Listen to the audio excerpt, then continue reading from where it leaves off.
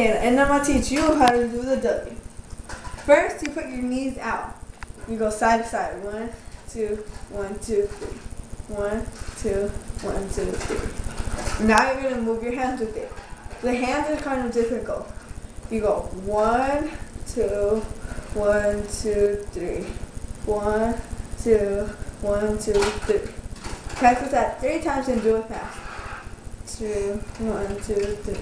1, 2, 1, 2, 3. Now do it fast. 1, 2, 1, 2, 3.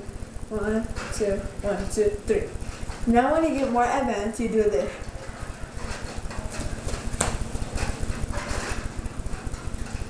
Now this is how it looks like the whole dance with the song.